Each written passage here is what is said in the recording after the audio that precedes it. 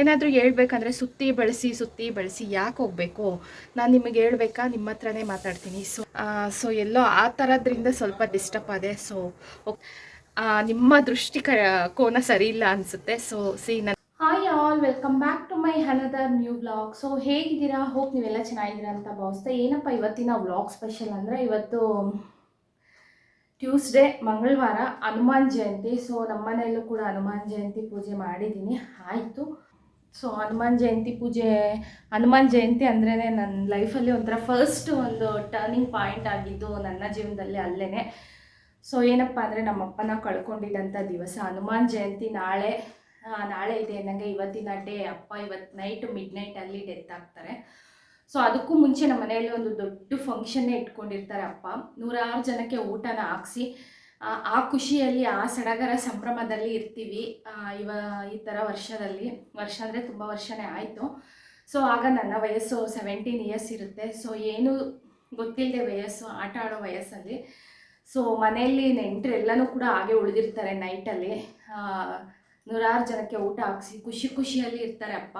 Day ಬಂದರೆ 2 ಡೇಸಿಂದ ನೆನಪು ಮಾಡ್ತಾ ಇರುತ್ತೆ ಇದನ್ನು. ಎಲ್ಲೋ ಆ ದೇವರಲ್ಲಿ ಅದನ್ನೇ ಬೇಳ್ಕೊಳ್ತೀನಿ. ಸೊ ತುಂಬ ಬ್ಯಾಕ್ ಟು ಬ್ಯಾಕ್ ನೋವುಗಳನ್ನ ಪಟ್ಬಿಟ್ಟಿದ್ದೀನಿ ನನ್ನ ಲೈಫಲ್ಲಿ. ಸೊ ಆಗ ಇನ್ನೂ ಚಿಕ್ಕ ವಯಸ್ಸು, ತುಂಬ ನೊಂದಿದ್ದಾಗ ಅದನ್ನು ಮರ್ಸೋಕ್ಕೆ 1 ಇಯರ್ ಒಳಗಡೆ ನನ್ನ ಹಸ್ಬೆಂಡ್ ಅಂತ ಬರ್ತಾರೆ. ಸೊ ಅಪ್ಪನ ಪ್ರೀತಿ ಎಲ್ಲನೂ ಕೊಡ್ತಾರೆ. ಸೊ ಹೀಗೆ ನನ್ನ ಲೈಫಲ್ಲಿ ಈ ಹನುಮಾನ್ ಜಯಂತಿ ಅನ್ನೋದು ಒಂಥರ ಸ್ಪೆಷಲ್ಲು ನನಗೆ, ಹಿಂದೆ ಇದನ್ನು ನೆನೆಸ್ಕೊಳ್ಳೋಕ್ಕೆ. ಸೊ ಅಪ್ಪ ಅನ್ನೋದು ಎಷ್ಟು ಇಂಪಾರ್ಟೆಂಟು ಹೆಣ್ಮಕ್ಳಿಗೆ ಅನ್ನೋದು ನಾವು ಜೀವನದಲ್ಲಿ ಅರ್ಧ ಆಸೆ ಆಕಾಂಕ್ಷೆಗಳನ್ನ ಅಲ್ಲೇ ಸಾಯಿಸ್ಕೊಳ್ಬಿಡ್ತೀವಿ ಅಪ್ಪನ ಕಳ್ಕೊಂಡಾಗ. ಸೊ ಅದನ್ನು ಫುಲ್ ಮಾಡೋಕ್ಕೆ ನನ್ನ ಹಸ್ಬೆಂಡ್ ಬರ್ತಾರೆ. ಸೊ ಬಹುಶಃ ಅದನ್ನೆಲ್ಲ ಮರೆಸಿ ನನ್ನನ್ನು ತುಂಬ ಚೆನ್ನಾಗಿ ನೋಡ್ಕೊಂಡಿರ್ತಾರೆ. ಸೊ ಹಾಗೆ ಈ ಹನುಮಾನ್ ಜಯಂತಿ ದಿವಸ ಏನಕ್ಕಪ್ಪ ಇವತ್ತು ವ್ಲಾಗ್ ಶೂಟ್ ಮಾಡ್ತಾ ಇದ್ದೀನಿ ಅಂದರೆ, ನಾನೊಬ್ಬರಿಗೆ ಥ್ಯಾಂಕ್ಸ್ ಹೇಳ್ತೀನಿ. ಸ್ವಾತಿ TS ಅಂತ ನನ್ನ ಯೂಟ್ಯೂಬಲ್ಲಿ ಕಮೆಂಟ್ ಮಾಡಿದ್ದೀರಾ. Thank you so much Swathi. So ಹೌದು, 100 ಜನ 1000 ಜನದ ಹತ್ರ ನಾನು ಒಳ್ಳೆಯವಳು ಅನ್ಸ್ಕೊಂಡಾಗ 156 ಮೆಂಬರ್ಸು ನನಗೆ ಅಂತ ಕೆಟ್ಟವರು ಇದ್ದೇ ಇರ್ತಾರೆ. ಸೊ ನಾನೆಲ್ಲೋ ಮಾತಾಡಬೇಕು, ನಾನೆಲ್ಲೋ ಹೇಳ್ಬೇಕಾದಂಥ ರಿಪ್ಲೈ ಕಮೆಂಟ್ಸಿಗೆ ನೀವೇನೇ ರಿಪ್ಲೈ ಕೊಟ್ಟಿದ್ದೀರಾ. So thank you so much Swathi. ನನ್ನ ಮನದಾಳದ ನೋವನ್ನ ನೀವು ತುಂಬ ಚೆನ್ನಾಗಿ ಅರ್ಥ ಮಾಡ್ಕೊಂಡಿದ್ದೀರಾ ಅಂತ ಅಂದ್ಕೊಳ್ತೀನಿ. ಯಾಕಂದರೆ ರಿಪ್ಲೈ ಕೊಡೋ ಪರಿಸ್ಥಿತಿಯಲ್ಲಿ ನನ್ನ ಮನಸ್ಸು ಇವಾಗ ಅಷ್ಟು ದೃಢವಾಗಿಲ್ಲ. ನಾನು ಯಾರ ವೈಯಕ್ತಿಕನೂ ಇಲ್ಲಿ ಮಾತಾಡಿಲ್ಲ. ಸೊ ನಿಮಗೆ ಕನ್ನಡ ಅರ್ಥ ಆಗುತ್ತೆ ಅನಿಸುತ್ತೆ. ನೀವು ಹೇಳ್ದಾಗೆ ಸ್ವಾತಿ ಕರೆಕ್ಟು, ಇದು ನನ್ನ ಮನೆ, ಇದು ನನ್ನ ಚಾನೆಲ್, ನನ್ನ ಮನೆ. ಸೊ ಎಸ್, ಇದು correct.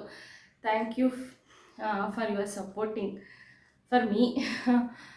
Thank you Swathi, love you, ಇಷ್ಟನ್ನ ಹೇಳ್ತೀನಿ. ಹಾಗೆ ಬನ್ನಿ, ಇವತ್ತಿನ ಹನುಮಾನ್ ಜಯಂತಿ ಡೇ ದಿವಸ ಹೇಗಿರುತ್ತೆ ನನ್ನ ಡೇ ಅಂತ ನಿಮ್ಮ ಹತ್ರ ಶೇರ್ ಮಾಡ್ಕೊಳ್ತಾ, ನನ್ನೆರಡು ಮಾತುಗಳು ನಿಮ್ಮ ಜೊತೆ. ಸೊ ಅಪ್ಪ ಡೆತ್ ಆದಾಗ, ಸೊ ನಮ್ಮ ಮನೇಲಿ ಎಷ್ಟು ಜನ ನೆಂಟರು ಇರ್ತಾರೆ ಅಂದರೆ, ನನ್ನ ಫ್ಯಾಮಿಲಿ, ಅಮ್ಮನ ಕಡೆಯವರು, ಅಪ್ಪನ ಕಡೆಯವರು ಎಲ್ಲನೂ ಕೂಡ ಇರ್ತಾರೆ. ಸೊ 100 ಜನಕ್ಕೆ ಅಪ್ಪನ ಕೋರಿಕೆ ಆ ಫಂಕ್ಷನ್ ಮಾಡಬೇಕು ಅಂತ ಮಾಡಿ ಎಲ್ಲರಿಗೂ ಊಟಗಳು ಹಾಕ್ಸಿ. ಸೊ ಆ ಜನಗಳೆಲ್ಲನೂ ಕೂಡ ಹಾಗೆ ಉಳಿದಿದ್ರು ನಮ್ಮ ಮನೆಯಲ್ಲಿ. ಅಪ್ಪ ಹಾಕ್ಸಿದಂಥ ಪೆಂಡಾಲ್ ಎಲ್ಲನೂ ಇತ್ತು. ಮಿಡ್ನೈಟಲ್ಲಿ ಮನೆ ಮುಂದೆ ಬೆಂಕಿ ಆಡ್ತಿದ್ರೆ ಜನ ಎಲ್ಲನೂ ಕೂಡ ನೆಂಟರಿದ್ದಾರೆ, ಸೊಳ್ಳೆಗೆ ಬೆಂಕಿ ಹಾಕ್ಕೊಂಡಿದ್ದಾರೆ ಅಂತ ಅಂದ್ಕೊಂಡಿದ್ರು. ಸೊ ಆ ಥರ ನನ್ನ ಜೀವನದಲ್ಲಿ ಕೆಲವೊಂದು ಸಂಘಟನೆಗಳು ನಡೀತು. ಆಗ ಆಡಿಕೊಂಡು ಅಪ್ಪನ ಪ್ರೀತಿ ಪಡ್ಕೊಳ್ಳೋ ವಯಸ್ಸಲ್ಲಿ ಕಳ್ಕೊಂಡೆ. ಸೊ ಸೇಮ್ ಇಲ್ಲೂ ಅಷ್ಟೇ. ಈಗ ಮೆಚೂರ್ಡ್ ಮೈಂಡ್ ಬಂದು ಸ್ವಲ್ಪ ಆಟ ಆಡೋ ಸೊ ಮಕ್ಕಳನ್ನ ಸಾಕೋ ವಯಸ್ಸಲ್ಲಿ ನಾನು ಜವಾಬ್ದಾರಿ ತೊಗೊಳ್ಬೇಕಾಗಿ ಬಂತು. ಸೊ ಗೊತ್ತಿಲ್ಲ, ಈಗಿರೋ ನನ್ನ ಈ ಥರ ನಡೆಸ್ಕೊಂಡು ಹೋಗ್ತಾ ಇದ್ದೀನಿ.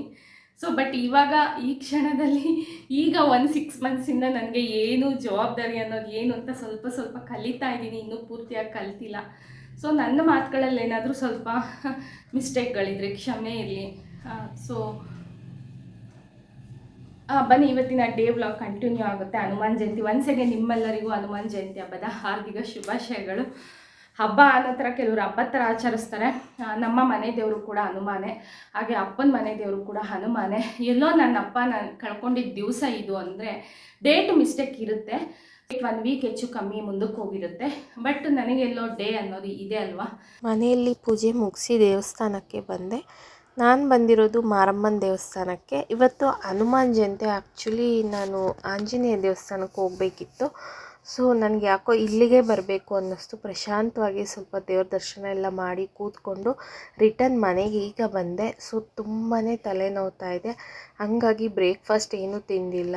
ಸೊ ಎಲ್ಲೋ ಲೆಮನ್ ಟೀ ಕುಡಿಬೇಕು ಅನ್ನಿಸ್ತು. ಲೆಮನ್ ಟೀ ಇಟ್ಕೊಂಡು ಕುಡಿತಾ ಇದ್ದೀನಿ. ಸೊ ನೋಡಿ,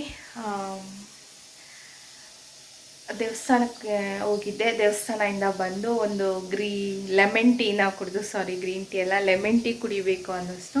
ಸೊ ಒಂದು ಲೆಮನ್ ಟೀನ ಕುಡಿದು ಮಧ್ಯಾಹ್ನ ಲಂಚಿಗೆ. ಸೊ ಬ್ರೇಕ್ಫಾಸ್ಟ್ ಅಂತೆಲ್ಲ ಏನೂ ಇಲ್ಲ ಇವತ್ತು. ಸೊ ಯಾಕೋ ಬ್ರೇಕ್ಫಾಸ್ಟ್ ತಿನ್ನಬೇಕು ಅಂತಲೂ ಅನಿಸಿಲ್ಲ. ಸೊ ಒಂದೊಂದು ದಿವಸ ಆ ಥರ ಅನ್ನಿಸ್ಬಿಡುತ್ತಲ್ವ, ಹೊಟ್ಟೆ ಹಶು ಅನ್ನೋದೇ ಇಲ್ಲ, ತುಂಬ ಹೋಗ್ಬಿಟ್ಟಿದೆ. ಸೊ ದುಃಖ ಜಾಸ್ತಿ ಆದಾಗ ಆ ಥರ ಆಗ್ಬೋದು ಅನಿಸುತ್ತೆ ಬಹುಶಃ. ಸೊ ಇವತ್ತು ಬ್ರೇಕ್ಫಾಸ್ಟ್ ಏನೂ ಮಾಡಿಲ್ಲ. ತುಂಬ ಸತಿ ಸ್ಕಿಪ್ ಮಾಡೋದು ಅಭ್ಯಾಸ ಮಾಡ್ಕೊಂಬಿಟ್ಟಿದ್ದೀನಿ ಬ್ರೇಕ್ಫಾಸ್ಟು. ಸೊ ಎಲ್ಲರೂ ಬೈತಾರೆ ಗ್ಯಾಸ್ಟ್ರಿಕ್ ಆಗುತ್ತೆ ಅಂತ. ಸೊ ಕಲಿಬೇಕು ಬ್ರೇಕ್ಫಾಸ್ಟ್ ಮಾಡೋದನ್ನು. ಸೊ ಮಧ್ಯಾಹ್ನ ಲಂಚಿಗೆ ರೈಸ್ನ ಇಟ್ಟಿದ್ದೀನಿ. ಈಗ ತುಂಬಾ ಹೊಟ್ಟೆ ಹಸಿವಾಗ್ತಾಯಿದೆ. ಟೈಮ್ ಬಂದು ಒಂದು 2 o'clock ಆಗಿದೆ. ಸೊ ಸಾಂಬಾರು ಬಂದು ಏನು ಮಾಡಿದ್ದೀನಿ ಅಂದರೆ ಎಣ್ಣೆ ಬದನೆಕಾಯಿ, ತೆಲುಗಲ್ಲಿ ಏನಂತಾರೆ ಗುತ್ತೊಂಕಾಯಿ ಮತ್ತು ನಾವು ಗುತ್ತೊಂಕಾಯಿ ಅನ್ನಲ್ಲ, ನೂನೊಂಕಾಯಿ ಅಂತೀವಿ. ಸೊ ಅದು ನನಗೆ ಸಾಂಬಾರು ಇಷ್ಟ. ನಿನ್ನೆ ನೈಟದ್ದೇ ಉಳಿದಿತ್ತು, ಅದಕ್ಕೆ ಈಗ ರೈಸ್ ಮಾಡ್ತಾಯಿದ್ದೀನಿ. ಹಾಗೆ ಸ್ವಲ್ಪ ಬೇಳೆ ಸಾಂಬಾರಿದೆ. ಸೊ ಈ ಸಾಂಬಾರಿಗೆ ರೈಸು. ಸೊ ನನ್ನ ಮಗನಿಗೆ ಎಕ್ಸಾಮ್ ಕೂಡ ಇದೆ, ದೊಡ್ಡವನಿಗೆ. ಅವನು ಕೂಡ ಸ್ಕೂಲಿಂದ ಮನೆಗೆ ಬಂದಿದೆ. ತುಂಬಾ ಬೆಳಕು, ಬಿಸಿಲು ಬೀಳ್ತಾ ಇದೆ. ಸ್ವಲ್ಪ ಬ್ಯಾಕ್ ಸೈಡ್ ಬಂದರೆ ಸೊ ಬಿಸಿಲಿಗೆ ಗಾಳಿಗೆ ಚೆನ್ನಾಗಿದೆ. ಸೊ 3 ಡೇಸಿಂದ ತುಂಬಾ ಮೋಡ ಕೌದಂಗಿತ್ತು. ಸೊ ಇವತ್ತೆಲ್ಲೋ ಒಂಚೂರು ಹಂಗೆ ಏನಂತಾರೆ ಬಿಸಿಲು ಬಂದಿದೆ. ಸೊ ಬಟ್ಟೆ ಎಲ್ಲ ವಾಶ್ ಮಾಡಿ ಒಣಗಿಸ್ಕೊಳ್ಳೋರಿಗೆ ಇವತ್ತು ಒಂದು ಗುಡ್ ಡೇ. ಸೊ ನೋಡಿ ಬ್ಯಾಕ್ ಸೈಡ್ ಎಲ್ಲನೂ ಕೂಡ ಹಾಕಿದ್ದಾರೆ, ಇಷ್ಟೊಂದು ಜನ ಬಟ್ಟೆಗಳನ್ನೇ ಮೇನ್. ಸೊ ಯಾರಿಗೆ ಏನು ಅನಿಸುತ್ತೋ ಗೊತ್ತಿಲ್ಲ. ಸೊ ತುಂಬ ಚೆನ್ನಾಗಿ ಕಮೆಂಟ್ಸ್ ಮಾಡಿದ್ದೀರಾ. ಸೊ ಹೌದು, ಅವರವರ ಅಭಿಪ್ರಾಯ ಅವರವರದ್ದೇ ಆಗಿರುತ್ತೆ. ಸೊ ನನಗೂ ಅಷ್ಟೇ. ಏನಂದರೆ ನನಗೆ ಒಂದು ಇಷ್ಟ ಆಗಲ್ಲ, 2 ಇಷ್ಟ ಆಗಲ್ಲ. ಒಂದು ಸುಳ್ಳು ಹೇಳೋದು, ಸೆಕೆಂಡು ಏನಾದರೂ ಒಂದು ಅಭಿಪ್ರಾಯ ಅನಿಸಿಕೆ ಇದೆಯಾ ಬೇರೆಯವ್ರ ಹತ್ರ ಹಂಚ್ಕೊಳ್ಬೇಡಿ. ಸೊ ಯಾರಿಗೆ ಹೇಳಬೇಕು ಅಂತ ಅಂದ್ಕೊಂಡಿದ್ದೀರಾ ಅವ್ರ ಹತ್ರನೇ ನೀವು ಶೇರ್ ಮಾಡ್ಕೊಳ್ಳಿ. That is A right way ಅಂತ ನಾನು ಅಂದ್ಕೊಳ್ತೀನಿ. ನನ್ನ ಹತ್ರ ಇರೋದು ಅದೇ, ಸ್ಟ್ರೇಟ್ ಫಾರ್ವರ್ಡಾಗಿ ಮಾತಾಡ್ಬಿಡ್ತೀನಿ. ಏನಾದರೂ ಹೇಳ್ಬೇಕಂದ್ರೆ ಸುತ್ತಿ ಬಳಸಿ ಯಾಕೆ ಹೋಗಬೇಕು? ನಾನು ನಿಮಗೆ ಹೇಳ್ಬೇಕಾ, ನಿಮ್ಮ ಹತ್ರನೇ ಮಾತಾಡ್ತೀನಿ. ಸೊ ಅದನ್ನು ಎಲ್ಲರೂ ಕೂಡ ಕಲೀರಿ, ನನಗೆ ಅದೇ ಇಷ್ಟ. ಸೊ ಎಲ್ಲೋ ಆ ಥರದ್ರಿಂದ ಸ್ವಲ್ಪ ಡಿಸ್ಟರ್ಬ್ ಆದೆ. ಸೊ ಓಕೆ, ನಾನು ಯಾವತ್ತೂ ನಾನಾಗಿಯೇ ಇರ್ತೀನಿ. ಸೊ ತುಂಬ ಜನ ತುಂಬ ಥರ ಕಮೆಂಟ್ ಮಾಡಿದ್ದೀರಾ, ಅದೆಲ್ಲ ನಿಮ್ಮ ಅಭಿಪ್ರಾಯ. ನಾನು ಯಾವತ್ತೂ ಬದಲಾಗೋದಿಲ್ಲ. ಬದಲಾವಣೆ ಆಗಿದ್ದೀರಾ ನೀವು, ಚೇಂಜಸ್ ನಿಮ್ಮಲ್ಲಿ ಬದಲಾವಣೆ ಇದೆ ಅಂತ. ಸೊ ನಿಮ್ಮ ಕೋನ ಸರಿ ಇಲ್ಲ ಅನಿಸುತ್ತೆ. ಸೊ ನನ್ನ ಹಳೇ ಎಲ್ಲನೂ ನೋಡ್ಕೊಂಡು ಬನ್ನಿ, ನಿಮಗೆ ಒನ್ಸ್ ಗೊತ್ತಾಗುತ್ತೆ. ಸೊ ಇತ್ತೀಚಿನ 1-2 ವೀಡಿಯೋಸ್ ನೋಡಿ ಆ ಥರ ಮಾತಾಡಬೇಡಿ. ಸೊ ನಾನು ಯಾವತ್ತೂ ಬದಲಾಗೋದಿಲ್ಲ. ನಾನಾಗಿಯೇ ಇರೋಕ್ಕೆ ಇಷ್ಟಪಡ್ತೀನಿ. ಸೊ ಹಾಗೆ ಬನ್ನಿ, ಈಗ ಮಧ್ಯಾಹ್ನದ ಲಂಚ್ ಮಾಡೋಣ.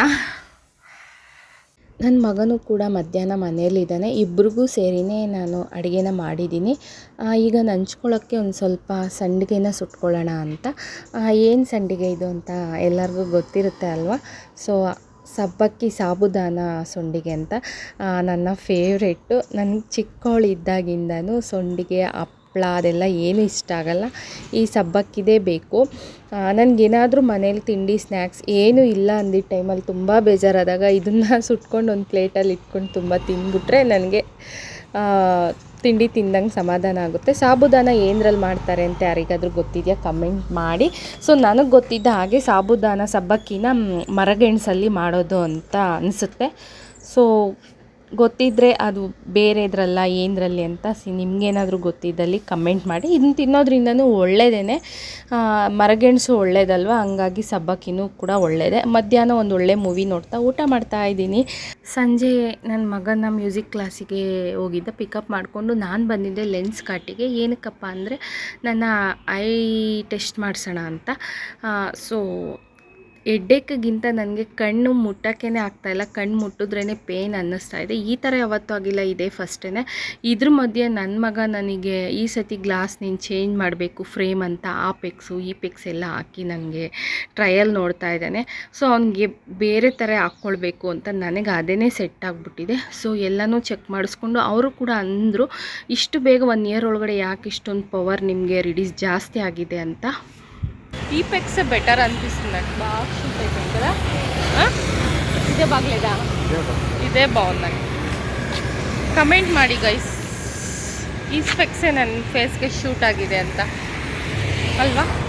ಸೊ ನೋಡಿ, ಅಲ್ಲಿ ನನಗೆ ಯಾಕೋ ಫ್ರೇಮ್ ಯಾವುದು ನನಗೆ ಸೆಟ್ ಆಗಿಲ್ಲ. ಅಷ್ಟು ಬೇಗ ನಾನು ಒಪ್ಪೋದಿಲ್ಲ, ಆ ಸ್ಪೆಕ್ಸ್ನ ಮಾತ್ರ ನಂಗೆ ತುಂಬ ಟೈಮ್ ತೊಗೊಳುತ್ತೆ. ಸೊ ನೋಡೋಣ, ಮತ್ತೆ ಒಂದು ಸತಿ ಹೋಗಬೇಕು. ಇಲ್ಲಿ ನೈಟ್ ಡಿನ್ನರ್ಗೆ ಅಮ್ಮ ತರಕಾರಿ ಬೇಳೆ ಸಾಂಬಾರು ರೈಸಿಗೆ, ಹಾಗೆ ಮಾರ್ನಿಂಗ್ ಬ್ರೇಕ್ಫಾಸ್ಟಿಗೆ ಪೂರಿಗೆ ಸಾಗು ಮಾಡಿದ್ದಾರೆ. ಎರಡನ್ನ ಕೂಡ ಟೇಸ್ಟ್ ಮಾಡುತ್ತಾ ಇವತ್ತಿನ ನೈಟ್ ಡಿನ್ನರ್ ಈ ಥರ ಇದೆ. ಎಕ್ಸ್ಚೇಂಜಾ ಗೋವಾలో తీసుకోండి టోపీది, గోవా టోపీ.